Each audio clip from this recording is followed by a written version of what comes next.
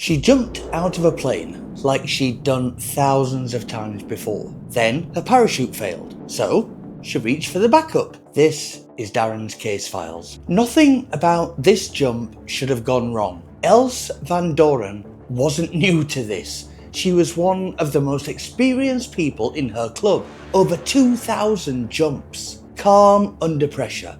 The kind of person others feel safe jumping alongside. On November 18th, 2006, she joined a small group for what should have been a completely routine skydive over the Belgian countryside. Gorgeous. Inside the plane, everything was normal. People were checking their own gear, adjusting straps, running through the same checks they always did. Nothing unusual, nothing suspicious. Then the doors open. Cold air rushes in, and one by one, they step out into the sky. At first, it looks completely normal. Free fall, stable, controlled. Then it's time. She reaches back and deploys her main parachute. But something's wrong. Instead of opening cleanly, it twists. The lines don't spread. The canopy doesn't catch air properly. Now this is where experience matters. She reacts instantly. She cuts it away. She pulls a lever and it just ejects itself. Goes straight to her reserve. That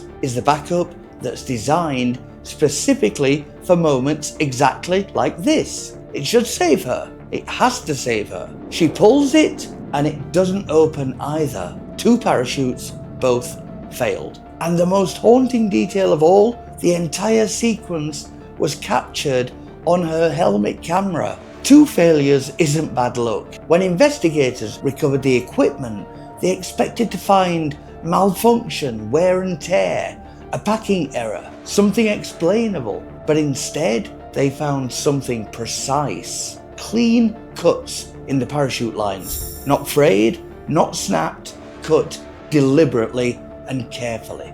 Someone had interfered with the equipment before she ever boarded the plane. This wasn't a tragic accident. This was sabotage. Let's look at this for a second. But what those cuts actually did is what makes this case so disturbing. When they laid the parachute out, line by line, they saw the pattern. So a parachute doesn't rely on 1 or 2 lines. It relies on dozens, all working together to hold its shape, to create and distribute weight evenly. If you cut just the right ones, the parachute will still deploy, it will still open, but the moment it takes any weight, when it's got up, it just collapses and it fails completely. And that's exactly what happened. The damage wasn't obvious on the ground, but in the air, under full force, it became fatal. Then they checked the reserve, the backup, the one designed for emergencies, and they found the same thing. More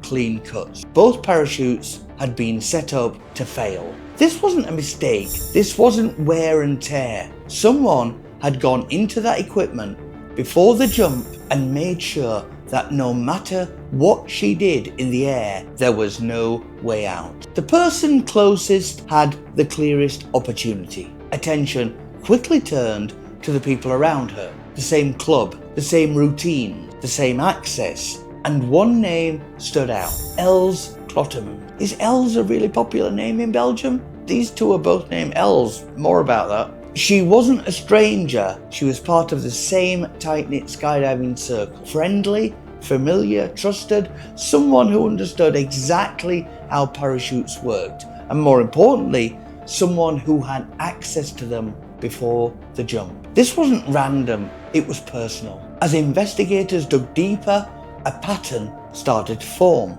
This wasn't about money or revenge, it was about something much more volatile, a relationship. At the center of the group was a man both women were involved with at the same time. A love triangle. Inside a small, close community where everyone knows each other. His name was Marcel Summers. And just days before the jump, they'd all been together, sharing the same space, tension building quietly beneath the surface. Prosecutors would later argue this wasn't impulsive, it was calculated. The verdict would hinge on what couldn't be seen. This is where the case takes a turn, because despite everything, there's no direct evidence, no DNA linking her to the sabotage, no fingerprints, no eyewitness. No one saw it happen. The entire case was built on opportunity, behavior, and motive, a story constructed from pieces that prosecutors believed formed a clear picture. But not everyone agreed. In 2010, after years of investigation and trial, the court made its decision. Els Kluttermans was found guilty of murder. She was sentenced to 30 years in prison, but there was no confession, no direct forensic proof, just a conclusion the court believed beyond reasonable doubt. She jumped, trusting her equipment, trusting the people around her, but before she ever left the plane, someone had already decided she wouldn't make it safely back down. If you enjoyed this and want to see more, please subscribe. Until next time.